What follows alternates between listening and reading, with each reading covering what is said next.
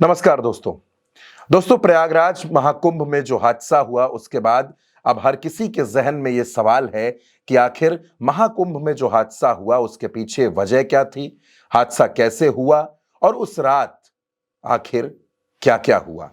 तो दोस्तों आज हम आपको बताएंगे प्रयागराज में हुए हादसे की पूरी ग्राउंड रिपोर्ट, वो जमीनी हकीकत जो आपको पता चलेगी तो आपके होश भी उड़ जाएंगे, आप हैरान भी हो जाएंगे। दोस्तों मौनी अमावस्या पर स्नान के लिए 28 जनवरी की रात 10 बजे से ही श्रद्धालु संगम पर पहुंचने लगे थे। सुबह तक इंतजार करना था, इसलिए ये लोग संगम नोज से पहले बैरिकेडिंग के किनारे पॉलिथीन बिछाकर सो गए।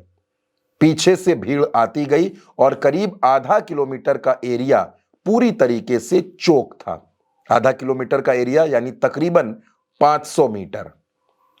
भीड़ बैरिकेडिंग तोड़कर आगे बढ़ गई तो सोए हुए लोग कुचलते चले गए।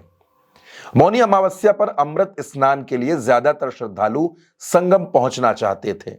भारी भीड़ की वजह से प्रयागराज और मेले में जितने भी रैन बसेरे, धर्मशाला, होटल थे, सब बुक थे, सब फुल थे। लोग सड़क पर सोने लगे। सड़क पर जगह नहीं मिली तो संगम के किनारे पहुंच गए। यहां का आधा हिस्सा अखाड़ों के लिए रिजर्व है।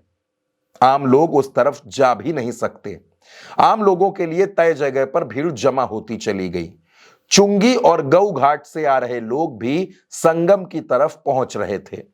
संगम पर भीड़ का आगे बढ़ना रुक गया, लेकिन पीछे से लोग लगातार आते रहे और जैसा कि मैंने आपको बताया कि 500 मीटर का एरिया पूरी तरीके से चोक हो चुका था।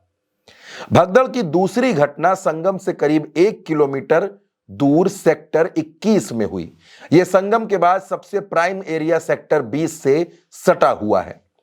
सेक्टर 20 में सभी प्रमुख अखाड़े हैं, इसलिए यहां पर ज्यादा भीड़ होती है। यहां जमा भीड़ संगम की तरफ जाना चाहती थी। पुलिस उन्हें जिस रास्ते से भेज रही थी उस पर करीब करीब 7 किलोमीटर चलना था। मेला प्रशासन ने दावा किया था कि क्राउड मैनेजमेंट के लिए 328 एआई कैमरे लगाए गए हैं। ये कैमरे हेड काउंट करके कंट्रोल रूम को अलर्ट करते रहेंगे। संगम में भीड़ बढ़ती जा रही थी लेकिन उसे डाइवर्ट नहीं किया गया। सारे पांटून पुल बंद कर दिए गए।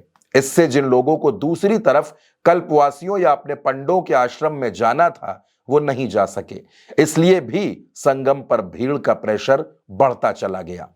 प्रशासन इस स्थिति को संभाल नहीं पाया। संगम एरिया में उस वक्त करीब 1000 पुलिस वाले तैनात थे। पुलिस ने लोगों को हटाना चाहा और इसी वजह से भगदड़ की स्थिति बन गई। घटना के वक्त जो लोग वहां मौजूद थे उनके मुताबिक पुलिस वाले माइक पर अनाउंस करके लोगों से स्नान के लिए कह रहे थे। लोग ब्रह्म मुहूर्त में 3 बजे से स्नान की बात कही जा रही थी।